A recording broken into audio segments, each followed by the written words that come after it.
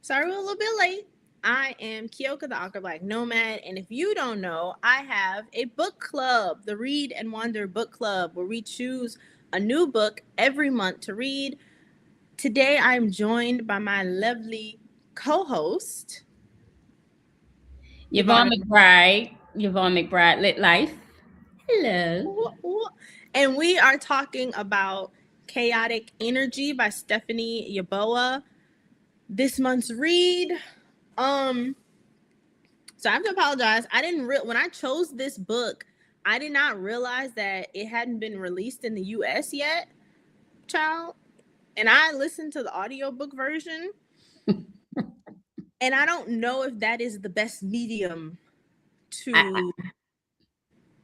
I agree. I do not think so. It was a struggle, especially for like something that's written. You're supposed to read it as like social media narration. It wasn't great. Yeah, because it just seems a little I think like a text exchange I feel like shouldn't be read. It should be, or it shouldn't be It shouldn't be listened to. Shouldn't be listened to. Yeah, because it was repetitive. I think I would have enjoyed it more if I was reading it. Yeah, definitely. Yeah. Okay, so initial well, we're not going to say that, but the person who was narrating. So I wasn't a fan. I wasn't a fan because I think the issue is like the main character is supposed to be from South London, and that accent that she has don't sound South London to me. And obviously I'm not an expert, but I'm saying that like that voice was so annoying sometimes. Like she'd be like, babe, we're going to I love that, babe. And it's just so, I was like, ew. I think it's a Manchester accent. If anybody knows. And then when she had to read the male parts, it's just like how when you send in your film for screen for acting, right? They say you shouldn't read both parts. And I was like, well, if you don't have any partner, but this made me realize why you shouldn't do that. So yeah, that's it. I would, and I think also because it's a romance book, I need a man's voice. Yes, because she kept trying to do it. She kept trying to deepen her voice and then do the American accent.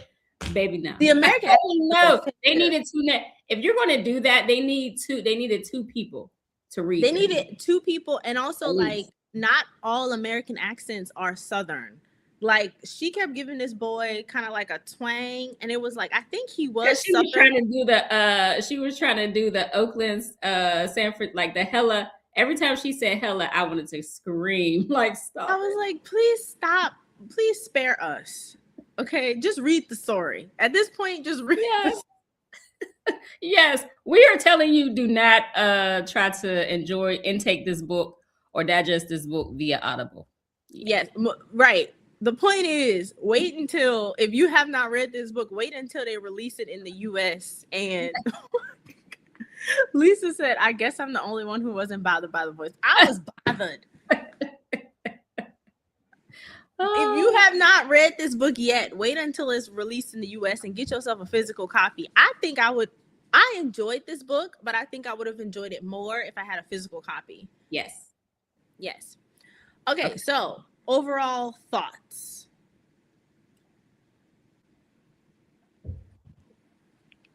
Okay, so don't do this to me. Don't do this to me. So everyone, if you've been following us, if you're one of our members, you already know rom-com books are not my steam, right? So it was cute. If they are, she likes a Zane. No. She likes a no. So mad at you. No. Okay. I don't even like romantic comedy movies. So it was a rom-com book, right? It was and that's how you read it, like it could be, one of these movies where there's some type of romance, because it's not even a romance per se, but you have this like narration of girl or boy trying to get other girl or boy, and then something happens, and then they create situations. You create situations that become the barrier to this love life, and then at the end you get the person, right? So in that, I thought it was a cute premise. It was definitely made for written by a millennial for millennials. Yeah, that's what I'm gonna say to start off. So I felt seen. I I enjoyed this. This because it was so fun to read. And even though I didn't agree with a lot of the choices of the protagonist, I just enjoyed it. Like it just felt like a kiki. It felt like I'm like on the phone with my homegirl and I'm like, "Girl, you did what?" Girl, girl, who? Like it just felt like you said, it felt like a very millennial book. And also I think the premise of it, so like, you know, I've been delusional over a man that I online. Like I think we've all had, I don't know, millennials in the chat. If there's any millennials in the chat, okay. Have you been delusional over a man that you've met online? I don't know. So Delulu as in how far? Because that, and when in the group I said, we're going to break down her Delulu love life. I'm Generation X. I don't get down to the DMs. So my first question is, does this happen? Like, do people develop full-blown relationships and you chat in your DMs? I have never. Well, she had, I don't remember the number, but she had a solid platform. Like she had a lot of followers on Instagram. So I don't know. My Instagram is not that lit. Hi Pumpkin Official.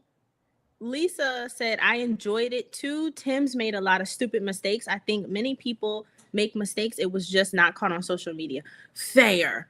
Because another thing, like millennials, we don't really put all our business out on Front Street. So this was almost like the close friends version of our friend's hot mess relationship, which I appreciated.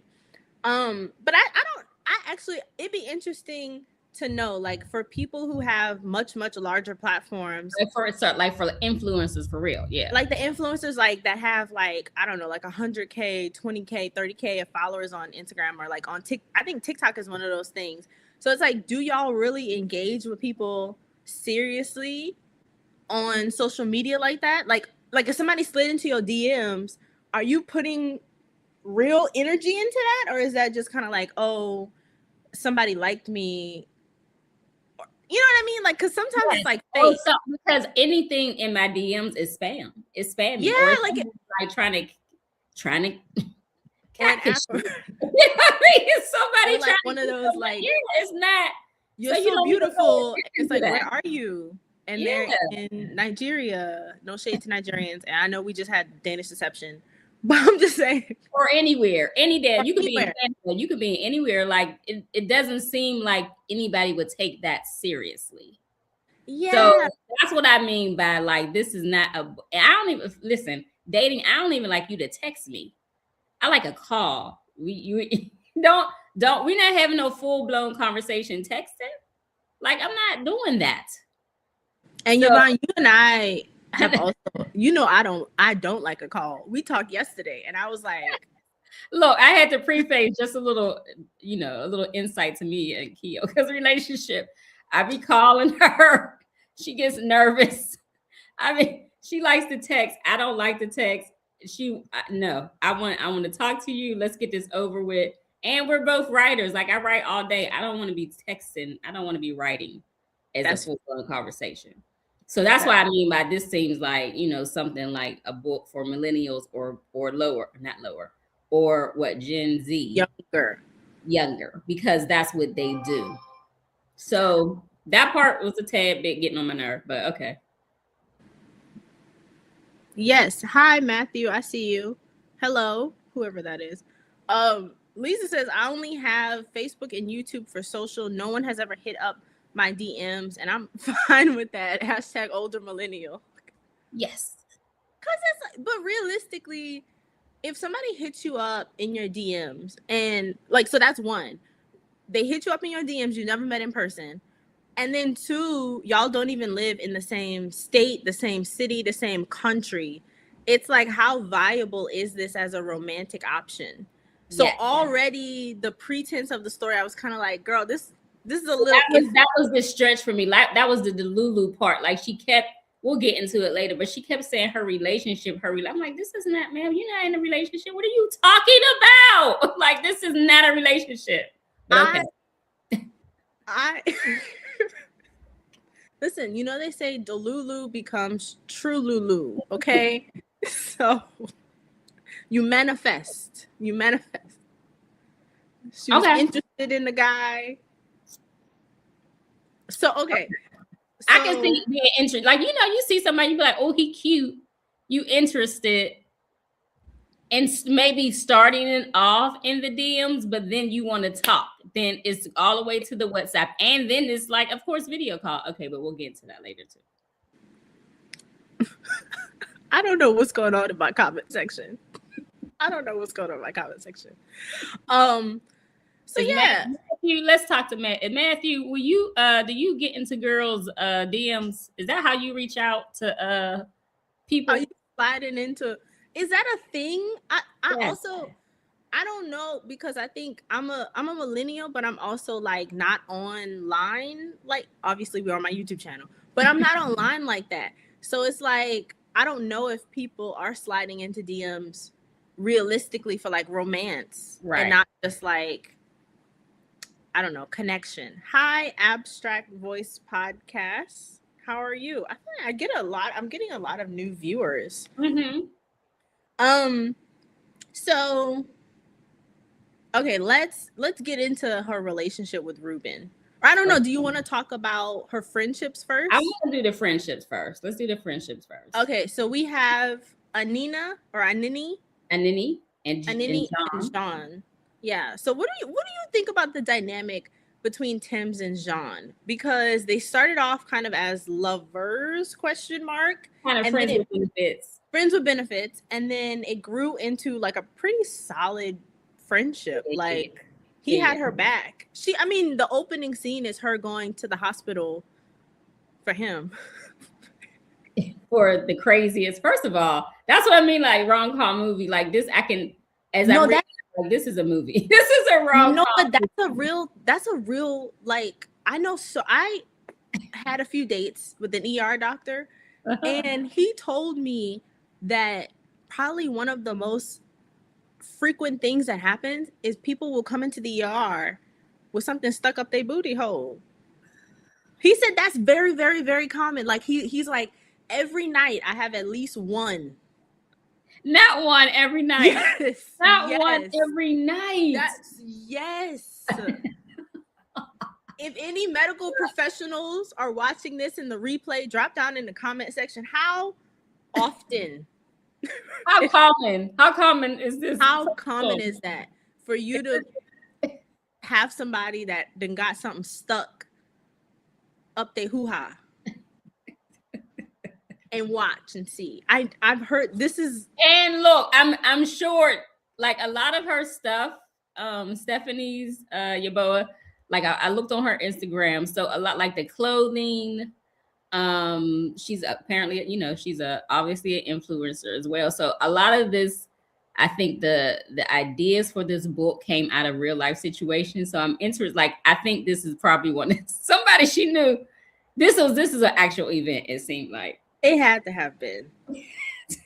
She was like, let's just get in the intro. Yes, but back to their relationship. I think he was a solid friend. He had her back at it, and he was a friend. Like, he told her the truth while also supporting her. You know what I mean? Like, he was, once she came forward and told him what was going on and what she did, he didn't lie. He didn't, he didn't enable her. He said, he basically said that was messed up, but he didn't judge her too much in the instance. So yeah. Hey, lady. Hey, Keisha. Everybody, we are talking about Chaotic Energy, our book read for this month by Stephanie Yeboah. I think John was like a solid friend. I think, but I also don't know if I don't know. Like sometimes I hear what other people are doing and I wonder how everyone got so mature. Like, how do you go from sleeping with somebody, even though he's probably like bi? How do you go from sleeping with somebody to y'all become friends and No, then one of my friends is one of my exes. One of my besties, or one of my I'm two of my exes are my besties, my male besties, because I'm grown. But but that's how if you start off as friends, or if you are really friends while you're in a relationship, after post breakup it was a while, but eventually we came back, and those are like two of my ex-boyfriends are my besties. Yeah, it can happen. I mean, Now, being bisexual, the bisexual part, I think that's a what Gen Z and millennial thing. But I don't have no problem, whatever. I think they were really friends. And really, if she didn't have him, she would have had no friends. Yeah. Basically. Because I also think, I don't know if it was, there were a lot of things going on. So there was that Tim's is Ghanaian British. So and she's described as being darker skinned. Her friend Anini was lighter skinned.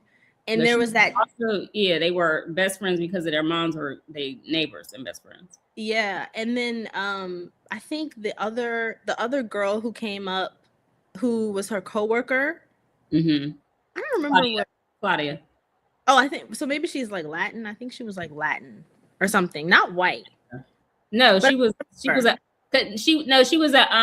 black, because when they got the promotion, she was like, "We're the only minorities here."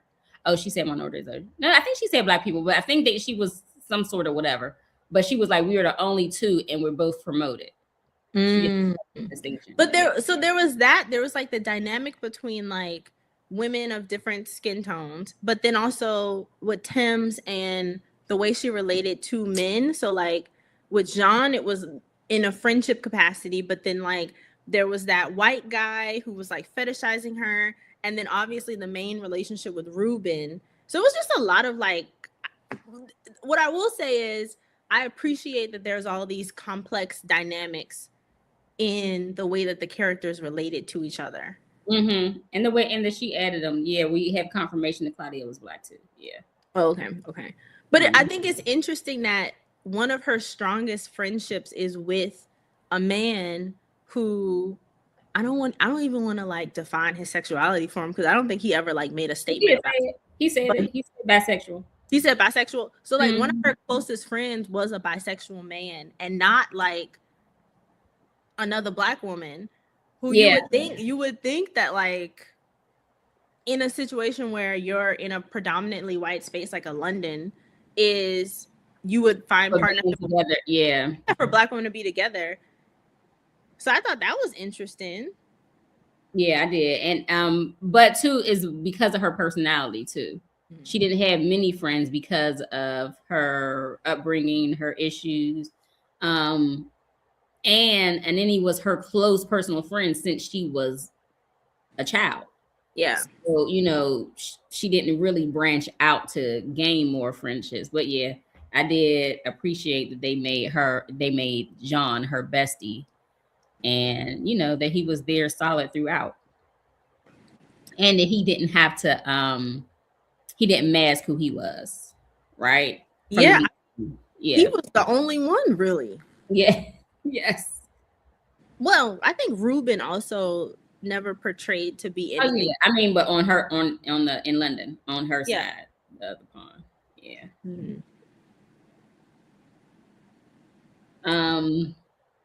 But my question about the friendship thing, because we've read, we are a year in to this book club, and we've read other millennial authors who have this best friend thing with the women, like it's catty. Like the best friend, the very best friend is not really a friend. So my question is this a thing? Because all through my life, I've had great friendship circles. But it seems like this is always the dynamic with the younger writers, like their best friend, not always, but the ones we've read so far, their best friend are superficial, jealous, and kind of haters. Like, is this a thing? Yvonne, you went to HBCU. Yeah, I went to Clark. Yeah, but even before that, my high school, like my girlfriend, my childhood friends, my high school friends, like we didn't get down like that. I So I think a lot of things are happening. I think with the introduction of social media, people are having trouble connecting because we're always in our phones. We're always in our phones, either on social media or we're like texting. I think it's hard to find.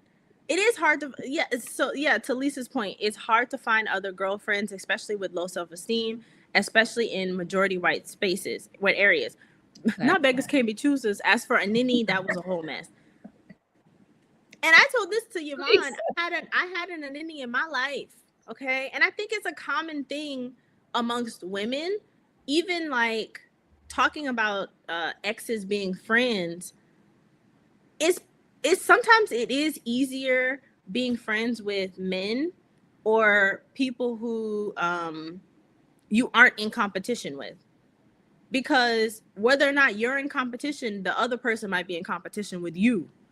So it's Mhm. like if I'm in a space and there's all dudes around, I know that I don't have to like pretend and do like the girl Olympics in that space, and I could just be Yeah, myself. sure. Yeah. Yeah, like I could just be myself and have a nice time. Whereas like sometimes with women, it's almost like we categorize ourselves, like how Tim's immediately said like I'm going into, not, she didn't say this, but this was the implication that like you go into a place, you're fat, you're dark skinned, people come into the room with assumptions about you. And I think Mhm. as a woman, we all kind of have an idea of what the assumptions about us are going to be, and that it affects how we interact with one another. That's true. But I think even like with Tim's, because she will always, once we get into her dynamic with Anini, she would say things about Anini being jealous of her and Anini not, but a lot of that stuff that she was projecting onto Anini was came out of her low self-esteem, right? Mm. Like not for her to take accountability of her being her friend, but yeah, you know what I mean? Like, why did it take this long for you to realize this girl wasn't your friend? Yeah. Why are Because you? from the first scene, from that first meetup where she did well at work and she invited Anini and John out Yes, for it was drinks. obvious. It was really obvious because she didn't want to talk about your accomplishments. She was in her phone texting, and then the only time she wanted to talk was to brag about some guy she was dating, or like I think she had gotten like a purse. She got some piece of clothing that Right. she wanted that was like designer. So it's like very clearly to me, I was like, oh, so she not your friend. Right. But with y'all are 30 years in this friendship, and Right. John already telling us that this girl's not your friend. He got a problem with her. But why were you her low Hold. self-esteem, you're holding on to this friendship because your low self-esteem is saying what, that you need this person as your friend, but why? Right. Mm. So, eventually she worked that out, but like her need to be around her came from what? You know what I mean? Like her need to be Validation. around her.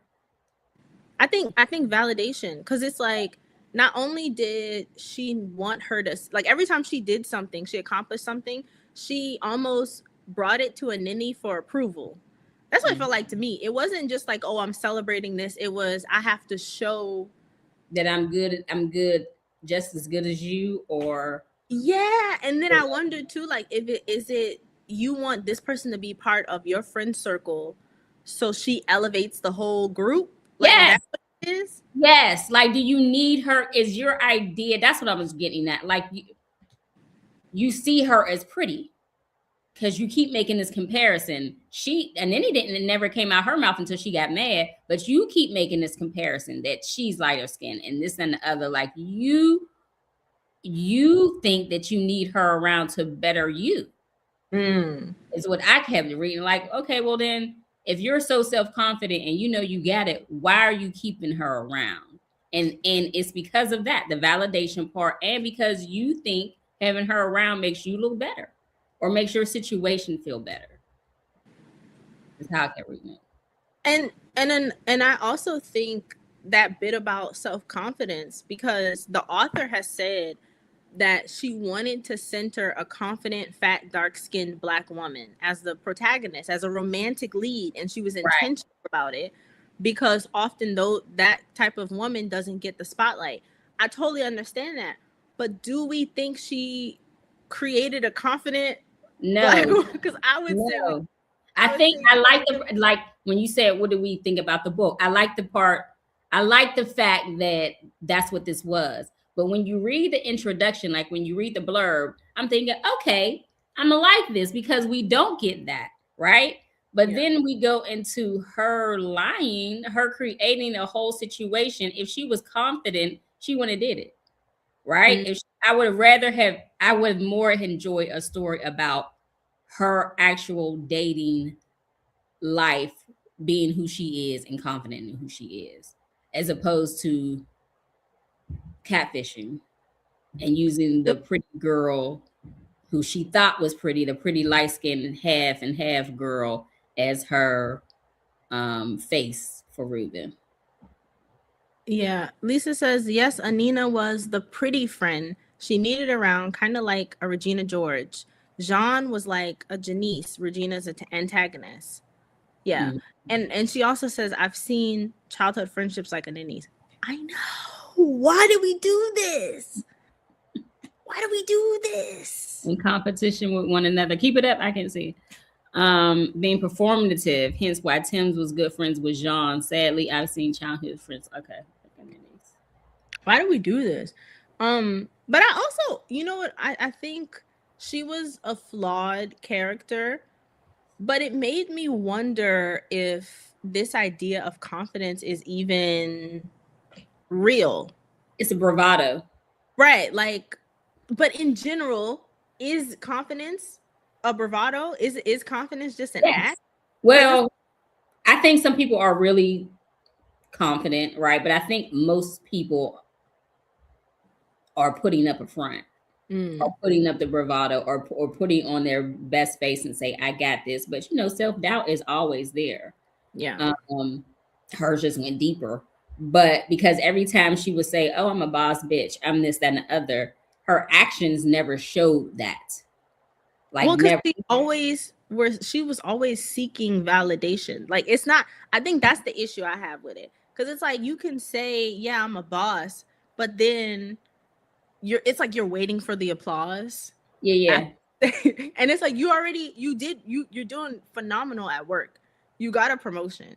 You're like, there was even that scene with the white guy when he like I think she threw up on him, and Yeah. he, Yes. at first, okay, in the beginning, I was like, oh my God, this is it. He's gonna be the guy. Like, I thought, I think it's because I'm a writer too, so I'm always trying to like And outplot. he stood, I mean, he kept, I think she brought him for the she brought him in the character for the fetish part. But I wish she had. but he seemed like you threw up on her. I mean, you threw up on a man. Mm-hmm. Then you called him somebody else's name. He was still willing to come, He was still about you. And with whatever your, insecurities are, he didn't seem to give a F about your insecurities. Like, he didn't. So that's me too. I was like, oh, I'm thinking that she's after Ruben, but eventually this is going to be the guy too. That's what I thought, because Ruben seemed like it was unrealistic, impractical. Yes. Just based off of his location. Yes. But this guy, and a dream, like you're chasing the dream, Morris Chestnut looking guy.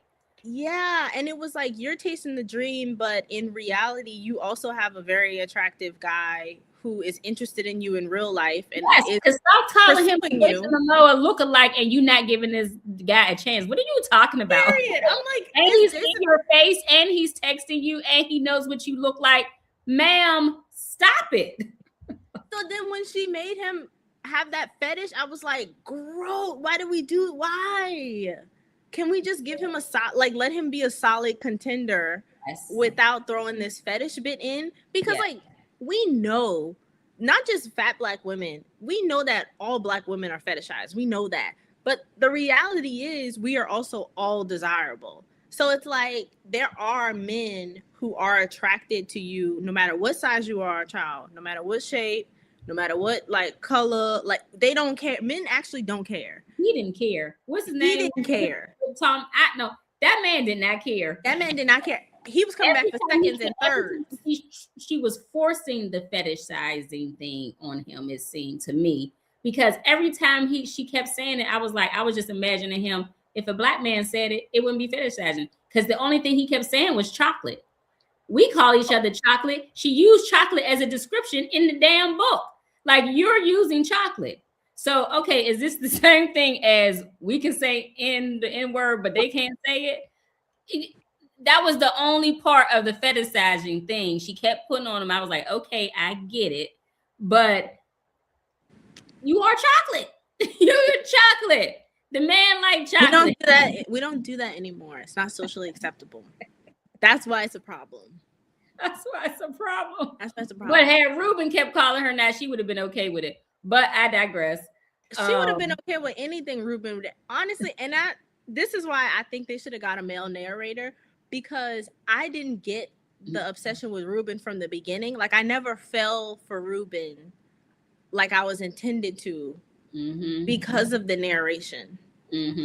So maybe if I had read the physical book, I would have gotten into it more. But even like when I was listening to their text exchange, I'm like, he basic. You leading the conversation. You're interesting. You're basic. And she kept the fall in love part from this basic conversation. I know, but sometimes it's like that. If you like him and if he can see you, it's the physical presence for me, right? So even if he is across the pond, but it would have to be, first of all, I have to hear your voice, and I have to see you. I have to see you at some point. Yeah, Lisa says, I can't put my finger on it, but the guy texting her did feel fetishy. I think she just liked Ruben's IG photos. He felt fetishy to me, but I don't remember why. There was a clear moment where I was like, ew, gross, block. But I don't remember why.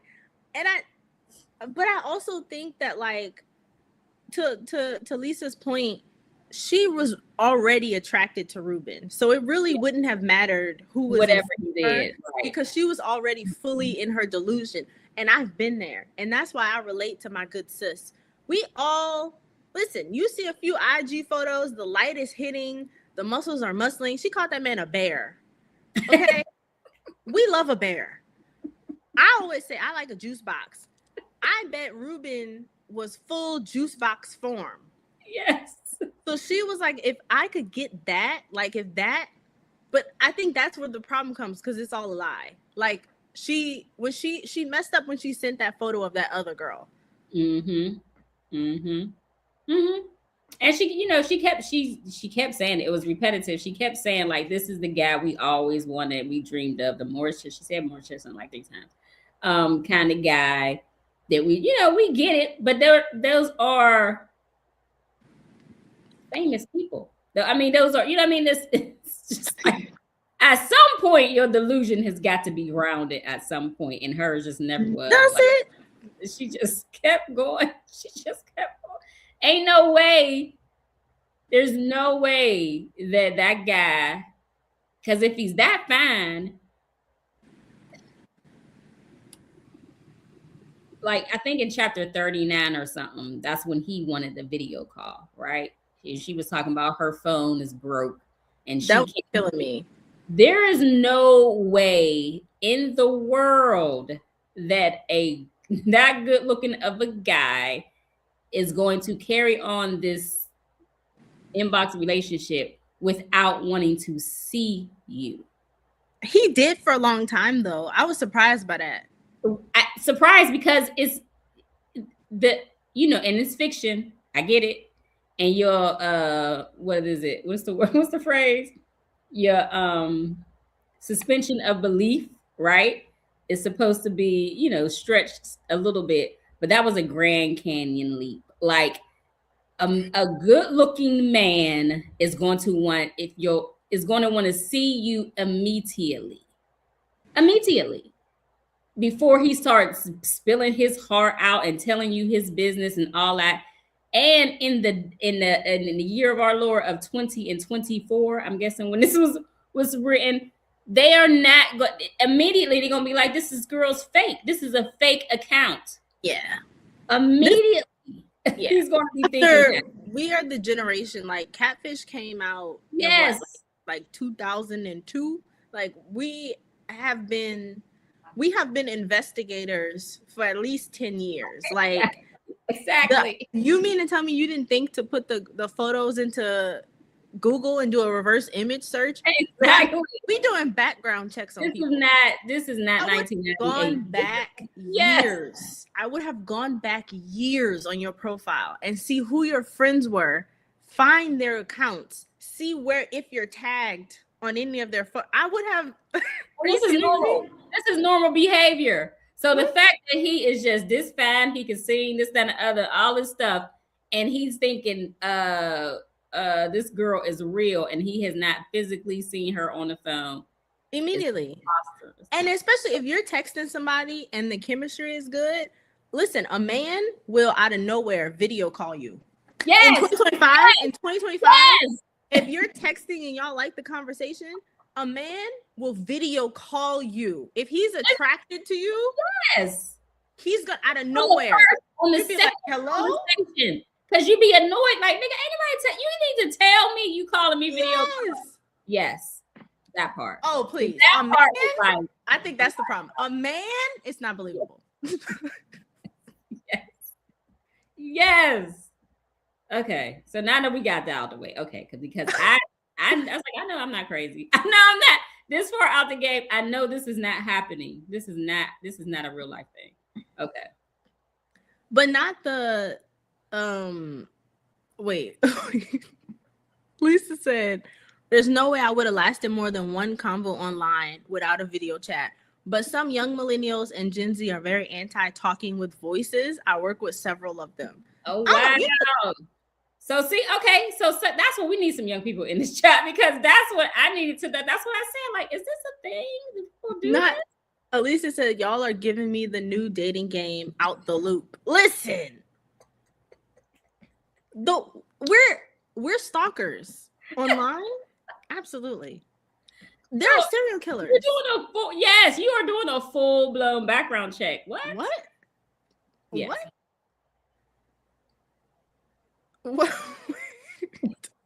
Yeah, me too.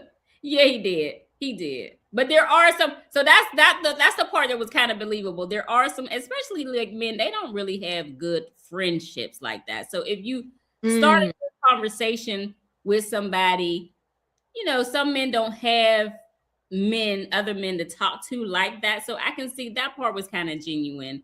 And how he would, but still he would want to see her. But if the conversation is good, somebody, y'all related on plants, he likes plants, I can see how that was organic and how that started out. So that was believable. Yeah. Yeah, and they vibing and stuff. I did feel like she was trying too hard a little bit in the conversation. Like, I was like, you don't have to be so affirmative. Like, listen, make the man work for your approval. Yeah. Why are you like, oh my God, you did such a great job, babe? Like, there were some times where I was like, if you don't stand up, like, you have to, but I'm also of the camp. Down. You don't calm down. Calm down. She needed Jean to be her coach. Like, calm the fuck down. I feel like she should have brought Jean in much earlier. Yes. She needed assistance. Yeah, she did. But again, we're saying all this when it was because, I guess we should get into her like insecurities now, but like it was because she really had so again, going back to the part about what I thought this book was going to be about. Dating as a full figure woman, dark skin, her because the photo was of Stephanie was beautiful. She's gorgeous, right? I would really love to see how that dynamic played out in real dating scenarios where she wasn't hiding herself, right? Because I think there's still the issues of fat phobia that could have been dealt with. Her low self-esteem and her comparison to, slender, lighter women could still have been done, but I really would have loved to see that dynamic play out in regular relationships. We needed her in the field. Yeah. Because I know you have a rotation. I Yeah. know you. Yes. I wanted to see you going on date after date after date and there's no way. And obviously, I've been out the game for a while, okay? But when I was in the game, when I was in the field, you have the one that you like to sleep with. You have the one that takes you out on nice dates. Then you have a few other waiting on the bench. I would have loved to see her juggling that. And you're young and you're successful. As yourself, as your full self. In the real world. Yeah. Because that's completely possible, especially in a place like London, where there's like a huge single population. And it's really multicultural. Yeah. Yes. You could have been dating not just Jason Momoa. You could have had every flavor in the ice cream shop. Yes. That's also chaotic energy. Yes, please. If somebody is watching this, please get on it. Get on that book right now. Get on that book right now. We want to see the girls outside. We want to see the girls dating. Okay. Yes. The full figure, big body, whatever you call yourself. Yes, I would have loved to read something because she, that was needed, and that's why we picked this book because I thought we were going to get more into that, or experience that more, as opposed to just the mental side of her comparing herself to other women via Instagram or in real life. Yeah.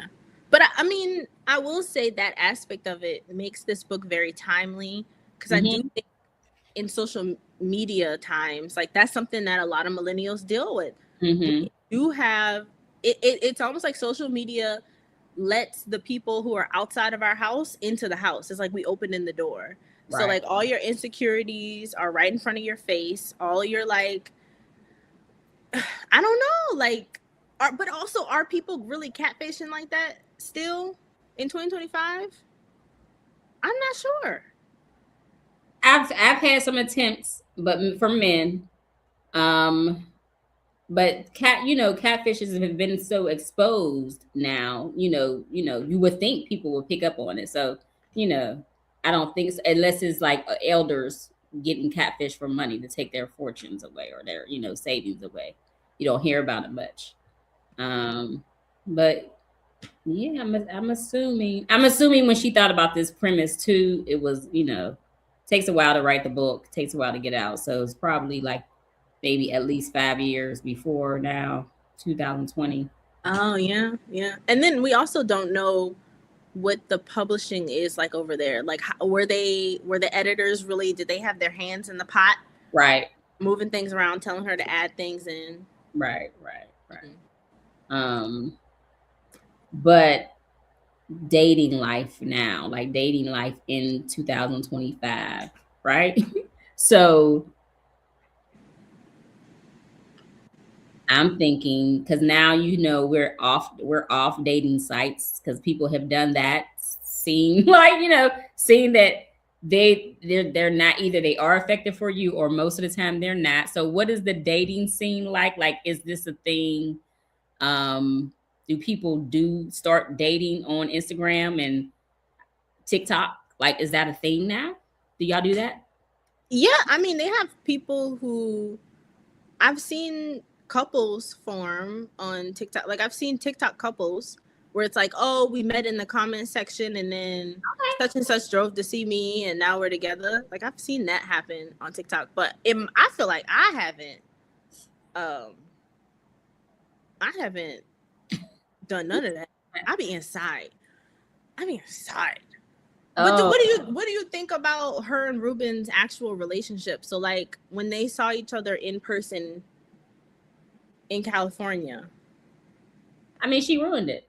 I mean, because when they saw each other, it wasn't it was in his mind, it wasn't a relationship. It was a relationship in her mind because she had the aloe part, right? In this mind, she had her aloe story, their relationship as Aloe and Ruben in her mind. So she's sitting down and she's seeing a relationship, but it wasn't. He said later that he felt attracted to her when they met, but he had just first of all, when she got there and he's like, "Oh, I'm glad you made." I'm like, "I'm glad you made it." Now, how do you start off with "I'm glad you made it" and I'm good to see you" or whatever he said, as opposed to "What are you doing here?" Like, how did you? What Right. you were? What? How are you here? So Why? that wasn't suspicious. First of all, he's the kind of man somebody gonna rob him one day because. Cause sir, what? I'm like, what are you talking about? When I tell if the roles were reversed, I would have been calling the police. Yes. Like I can't read in this book. I'm like, all right, if this was a man, I already told you this, but if this was a man writing this book, it was ick all the way through. Like this was, you are a certifiable crazy man. What are you doing? If this was a man and he has been talking about, and he was a bigger size man and he had self-esteem issues or whatever, there would be no pass given. The hell are you doing? You're stalking this man. You're stalking this woman. But you know, men are okay. Men are okay with a little bit of crazy if they like you. That was a lot of goddamn crazy. That's what we learned from this. Okay. A lot of crazy. It was, ew, what are you doing? What are you doing? He should have called the police. Like, what are you doing? Oh my God. Lisa, I would have been highly suspicious, unlike Ruben. However, guys don't have the same spidey senses as women. They do. They just don't care. Or they just put it past. It just, I don't know. Their intuition is off. No. Listen, a fat behind and a cute face. They don't care. They'll put their lives in danger. Okay. Well, wait, it's another. When he took the picture, when she was stalking him outside his house, baby, that shit was so hilarious. But when he took the picture, and you did not, because in my mind, I'm like, oh, he about to post this, and then he's gonna see it, and she gonna blow up your spot. Like, if you know she's following him, and you know he just took the picture with you under the tree, he's going to put it on his thing. That was my first. I was like, oh, your spot is blown now, because your spot is blown. And then he's gonna make up the picture. She's gonna see, is that this crazy bitch under the tree? Bitch, are you in San Francisco? What? And she's going to immediately DM that man and say, oh, do you know who that is? 100%.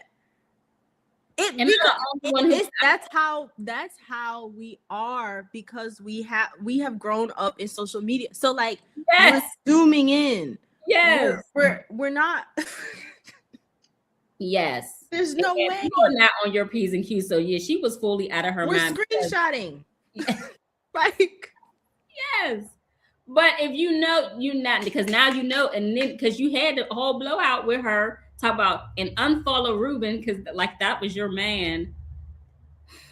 Like that was but that was shady though. No, that was shady. We're gonna get to that. But we're gonna get to her being shady. But ma'am, you just cussed a girl out. You just cussed her out. So of course she's gonna blow up your spot. Of course she's gonna do that. So, that was all. It was just all a lot. It was a lot. It was chaotic. It was chaotic based on your lie. Let's get to that. Okay. But yeah, we can break down her and then he was messy. That was terrible. That was terrible. Oh my God, I've had a friend, my Sagittarius in my life actually followed a guy that I liked. Drama. Because why are you following him? It is weird. We don't do that. You But know. okay, that's another thing. Like, I am so removed. I do have an Instagram, but I don't care who's following who. And I wouldn't No. even probably notice. Wait, I'm gonna tell you my story. So I told her to follow him because I didn't want to follow him because I didn't want him to know that I was following him to look at his pictures. So I had her follow him, and I was like, "You follow him, and then we could look at his pictures because his account was private. This was years ago." But then I found out she was messaging him, and I was like, "Whoa, wow, wow!" So that's what you mean by you identify with this. Wow. Yes. And she was like, "Oh, you don't need to talk to him anymore because I messaged him and he was responding back to me. He's trash." And I'm like, "Bitch, you trash. You should have been talking to him at all. Like, I'm gonna deal with him separately, but you're not following girl code. Why are you talking to this man?" My mom is, oh my yes. God. What are you? Yes. Oh, that's crazy. Okay. They're both blocked. But this is why I felt like this book is so millennial coded because okay, it is. Because ain't no way. Okay. Because even that whole like if you have a friend, she should not unless you give permission. I mean, that's girl code. That's girl code. Like if I'm talking to a dude on the phone and you did, that's not your friend, and you obviously start talking to him on the phone, then yes. So DMs equate as phone calls. Okay, I get it. Yes, or yes. We'll say that yes. Okay. I see. She blew up girl code 100%. Yeah. Like the ops that she is. Oh, it's my auntie. Hi, Chrissy. Auntie. It's my auntie. Yeah, she blew up girl code. Okay. And then it was down bad. Now, what I will say is Tim's should have come clean.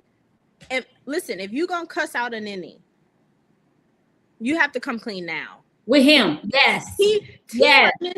2 seconds, you need to come clean because that's immediately where she's going. She's gonna make a beeline to the man that you made it a big thing, like, and you need to unfollow him, and you need to do that. At that point, you need to call Ruben and be like, "Listen, this is what's going on," because she was the first. How did that not happen? Because in the reveal, it was revealed that he reached out to a ninny and she confirmed it. Baby, I just for sure thought a ninny was going to be, oh, I'm immediately telling him. I would have, listen, you gonna cuss me out? About somebody you're not even in relationship with? About man, you don't know. I'm blowing everything up. Yeah. I'm gonna blow him up. Hello? This is Keyoka, the Awkward Black Nomad. Do you know? Hello, and you follow her? Well, that is Tim's. Let me tell you, that's actually my friend. I know her intimately. You want to see some pictures of us? Yes, that's how it should have been written. Because baby, ain't no way she was such a hater and she didn't immediately blow your spot up. Yeah, you gonna cuss me out? Absolutely, I'm blowing up your spot. Absolutely, I have nothing better to do. No, she needed to cuss out. We get it, but baby, her Delulu level at that point was just hilarious. I was laughing all through this. Like, are you fucking kidding me?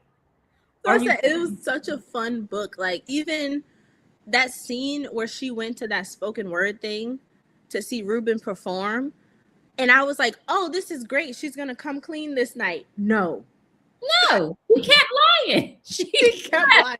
The lie kept lying. Even though he was that night, like he said it himself, he was like, "I kept staring at you. I like had to get up because I was like, I'm drooling on the table." And like, he's attracted to you. You could tell when somebody's attracted to you in person. That's her. Maybe she didn't. Maybe she was so oblivious and so into her self-esteem that she don't know when people are into her. You know what I mean? So her self-deprecation is so deep that she doesn't realize when people really like her. Which I hate that for her because she sounds beautiful. You know what I mean? Like the descriptions that they give, the fact that like, you know, the people treat her so well, even like And when God she keeps telling you, like, bitch, you are, I'm a slap yeah. you. You are a fucking bombshell. Like he was telling her exactly what she was. Like, you are the girl. You are that girl. You know what I mean? And she, but that's how self-esteem works. Even if that is the case, you can't intake it. You can't digest it. You can't really believe in it. I don't know what's going on in my chat today. I don't know. Okay.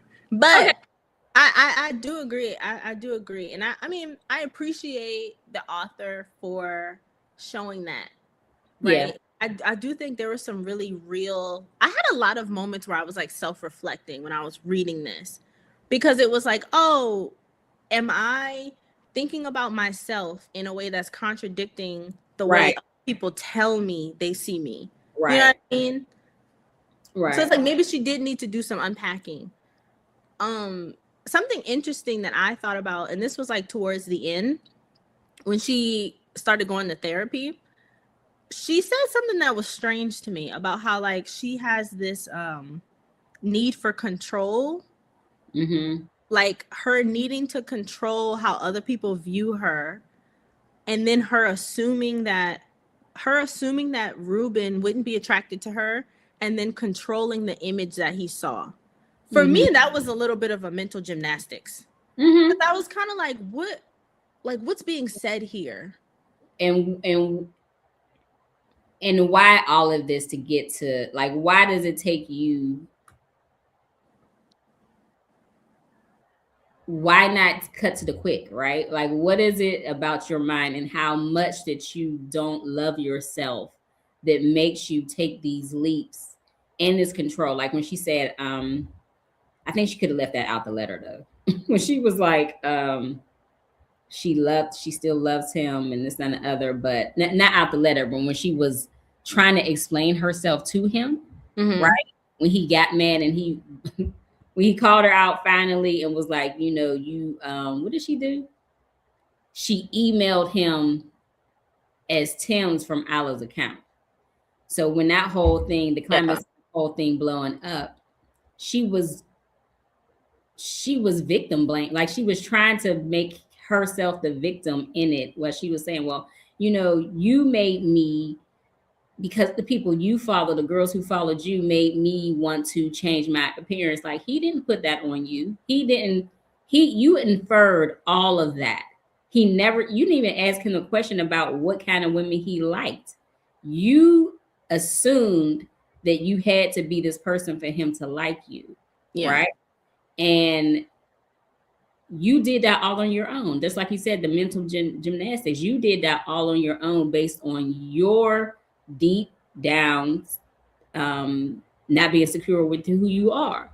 So for her to put that on him was unfair.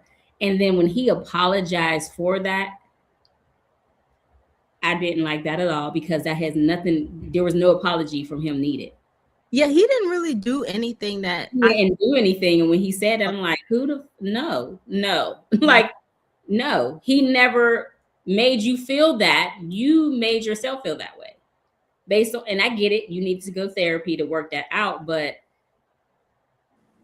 how you're controlling, you wanted him to like you, so you made yourself this whole other person based on control, was kind of it was a roundabout for me. It was a roundabout, it was a stretch. I get what she was trying to say, but the pieces didn't connect for me.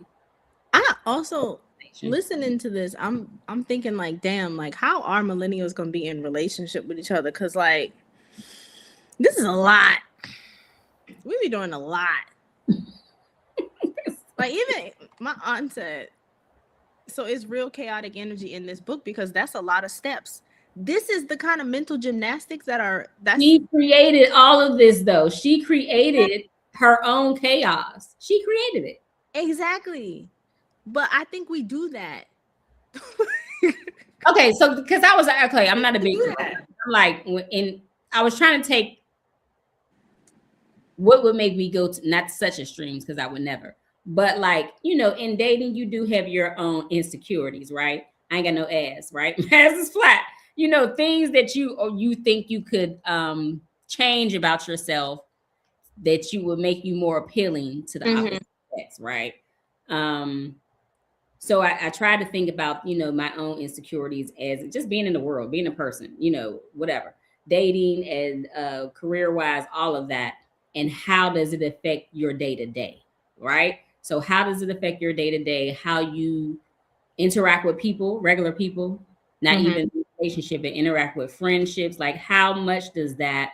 Because basically, this is the premise of the book. How much of your self-identity, right? Who you think you are, how you think you move in the world, that makes your relationships change or stay. With Anini, for this part of her life, she stayed in this relationship because of that. With John, you know what I mean? He was affirming to her. With dating these people, all of that, you know, you take that into account when you're thinking about just self-reflection about my friendships, right? You know, who I wouldn't, if I see any haters in my circle immediately, but that's why, you know, I have a lot of girlfriends or girlfriend circles, but I'm good at discernment, right? And I guess I've always been, because I've never had no shady shit like that happen to me. But I think that comes from, and I'm not, you know, the most confident, whatever. I know bad bitch, this and the other, but I know how I'm valued and what my worth is as a friend, right? So as a friend, I'm not going to accept less than what I'm willing to give. That part. So all of these things, you know, I think that's what everybody can take away from the book. Like, you know, just evaluate, even if you're not a big girl, even if you're not a dark skinned girl, evaluate your relationships based on how you feel about yourself, you know what I mean? And make your life much easier to cut people off, to stay away from situations, and to not get yourself into things that you can't get out of. I received that message. Basically. A lot of people are not good at discernment. I see it all the time. That's true. Yeah. That's true. Lisa says exactly. He didn't do anything. I honestly think he was just trying to help her move on mentally. It reminded me of that scene in Insecure when that guy said Molly needed a win with the fake boyfriend. I don't remember that scene, but yeah. But yeah. And like Ruben he took that on the chin. I would have, baby. He really did. Like, he took that police. Yes. Police. And there is no way. Outside of his apartment. We ain't even gonna talk about that ending because no, ma'am. No, ma'am. The ending should have been her seeking therapy. By herself. Insane. Maybe a birthday party with your friends, but baby, ain't no way he would have rounded that corner. He is not rounding that corner. You are crazy. You're actually crazy. But I wanted to bring up, there was this thing that went viral like a few months ago with this Pop the Balloon episode.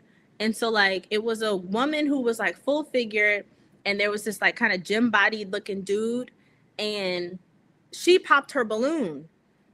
All like a bunch of the women popped their balloons, and so the host asked, why did you pop?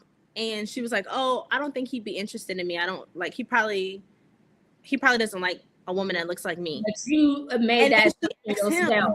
Yeah. And then the host asked him, well, what do you think? Like, are you attracted to her? And he was like, oh yeah, actually. See? I am attracted to her. Yeah. She's the kind of girl I go for. But it's like you count yourself out because of your insecurities instead of like just going after love. I mean, especially because or just being open to the experience. And I think also because there's that, I expected to read a book about a confident woman. So like, I understand that confidence could be something that we're all working towards, and we are all at different stages of it. But like, let's just be open to the experience. Like I wanted to read a book about her getting loved on.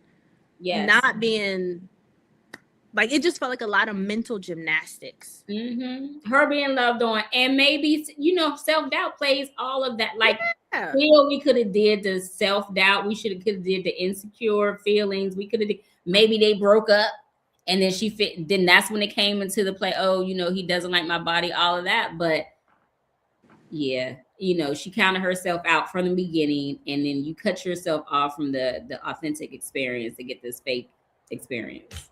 Yeah. That feeds into the fake experience, feeds into your insecurities. It fed into your insecurities because now you can't, none of this is believable. And now you can't reveal yourself because you didn't, you know what I mean? Like you fed him this lie, and now you got to keep doing this lie. But at each step, you're like, oh, I'm still not pretty enough. I'm still not this and the other. I'm still not this and the other. So it didn't help anything. It just buried you in more insecurity. Yeah.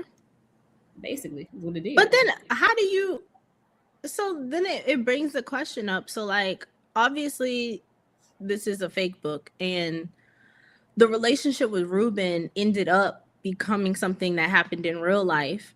But she did look at the people that he was liking online, right? She did look at the people who were getting, and I think also, even when she was talking to him as Aloe, they were kind of developing, like they had already said the I love yous, mind you, no video call. She said it. Well, she said it, and then he said, well, yeah, she said it first. I started to like you a lot. Can you love I don't know if you could love somebody without talking to them or seeing them in person. I don't know if you could fall in love without seeing somebody in person. I think hers was really infatuation. Deep infatuation, and then it got deeper once she made the connection. But it's a book. It's a rom-com. It's a rom-com. So that's what I keep saying. It's a book. It's a rom-com. It's not real life. It was just a stretch. It was a real stretch. That part was a real stretch. But your point was what? I forgot. Because then I started reading Lisa's comment. I remember that Pop the Balloon episode. I read a book about confidence that said, let them tell you no, don't rule yourself out. Yes. This counts for jobs and relationship. Lisa, drop the book link. Like, put the book in the chat when you find it. That part. Let them say no. Let them say no. And also, I was watching a Mel Robbins episode with this guy. I can't remember his name. And he was telling her, like, instead of saying let them, F them. Like, just be like, F them. The people who, I'm going to send you the clip because he was so serious about it. He's like, the people who reject you, the people who doubt you, the people who doubt you out, instead of like saying let them, F them. And let them become your fuel, okay? F every person that told me no and rejected me. F them. Oh my God. It was good. Okay, is there anything we haven't talked about? We feel like we talked a lot about the basic. Like, I'm looking at my note. Her the insecurity part, the fetishizing part, the friendships. I think we covered it.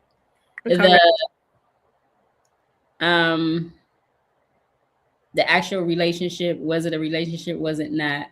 I just want to say again, I think it should have ended on her in therapy, because towards the end, she starts talking about what she gained from therapy: confidence, accountability, and all of this. What she said, confidence, accountability, self-assurance, or something like that. But I'm like, we didn't even see her go through that. Like she stated, she talked about her first therapy session. And then she said she gained all of this. And I'm like, no, we need to see you go through these steps, because this was a lot crazy. Because you brought us with you. Yes, you brought us through this. This was a lot of cray, ma'am. I needed to see a full-blown like turnaround, or at least I needed to see more therapy and less of her and Ruben in a relationship or getting back together, because that is not no. That's also not realistic. No, ma'am. They could have been friends. I think it should have. Whatever. I'm done, prophesizing what book should have did. But it would have been better her last letter to him, and maybe a response like, okay, we cool. But them being in the shower together, come on. No. The end of the book should have been her letter to him. Yes. That should have, and then that was it, because that's all we need. We just need you to be accountable. Don't need to reply. Yeah, we need you to be accountable. We need to say what you did. We need to see you in therapy, and that's it. Because that's the story. The story is your self journey to your self growth, your self development. That's the story, not you getting with Ruben. You ruined it. You ruined it. It's ruined. You lied. Well, we don't. Well, whatever is for you is for you. She stopped him. It's over. You catfished a person. There is no way you can catfish somebody and they want to be in relationship with you. Lies. You understand what I'm telling you? Lies. No. It's true. It should have ended her being in therapy and her the letter to apologize to him. Boom. Great. We see your self growth. You're gonna go on to live a great life, but not with that man. No, you're not. No, because and I think also this is like a romance thing, but like we don't always need it in the rom-com. You don't always need to end up with the man or the girl or whoever. But that ending was not for everyone. Listen, some of the girls want her to end up with the man. Who in this chat? Who in this chat? She needed to be deserving of a person to end up with. Child, ain't no way. There are people who are less sane than I. and they have romance people who read books for romance. They wanted her to get with him. I get it. I will agree. I enjoyed the book, but yeah, I would have loved her just focusing on herself, like realizing, oh, there's some things I need to work out, and I need to do. That's a solo journey. Before I get in a relationship. Before I get into a relationship, because I do think you weren't. Baby, 2 fast sessions with that therapist you was not ready. You were not ready. Not counting those sessions. You were not. You need like 2 years of therapy before you're in a relationship with somebody. Well, and then just to take a break. Like sometimes I think too, as millennials, we do need to just like take breaks from social media, take breaks from like dating and relationships, just to like go inward and figure out like, okay, if you've identified that you have certain issues, why don't you just try to work through those issues by yourself without the comparison, without seeking external validation? I would have just loved the ending that showed her on a journey to do those things. Yes. Even if she did get the promotion and went to San Francisco, or San Diego, whatever. Yes. We didn't need all of that. Let's think. Let's just leave some things to the imagination, right? She's there in San Francisco. Even the romance people can put that together. Do you want them to be together in the future? We ain't got to see it in the book. We ain't got to see it in the book. Book 2. Y'all could have given us that. Book 2, sis. Yes. But I do see Tim's thotting it out in the streets. I don't really want to, like, okay, I took some time for myself and I learned some confidence and I'm back out in the streets. That's what we want to see. Okay, Tim's go girl. Tim's the city girl. That's what we want to see. What's the Netflix series? What is it called, y'all? With the cute girl. God damn it! What is it called? I mean, I'm sorry. What is it about? The full body girl getting her shit on, like dating life, her dating life. Not with what's her name? Who? I don't remember. I think I know what you're talking about, but I don't remember. Somebody in the chat know what it is. Too many serial monogamists with no breaks. They don't know themselves. So how are people supposed to know them? Period. In 1 or 2 sessions, she did not work all that out. But again, it was enjoyable.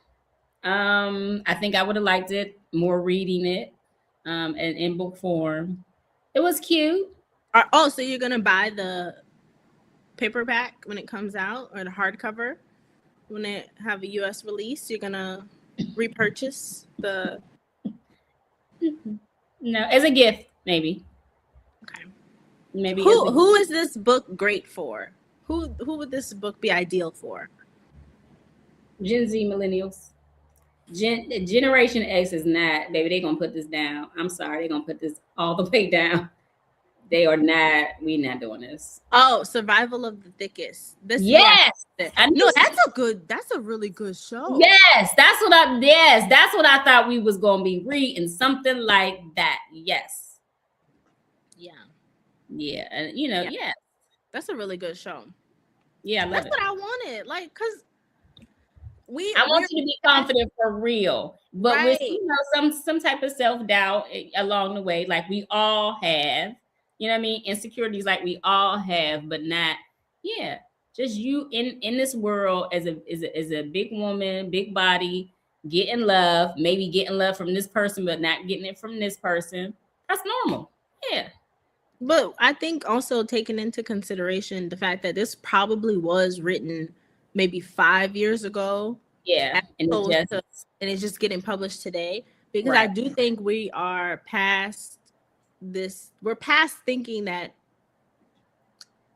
full-bodied Black women are undesirable. Yes, we've moved past that era. It's just like when Napoli Ever After came out in movie form, but we were already past that. You know what I mean? It was good as in book for those many years, but then we had moved past that age where it was still an issue, really.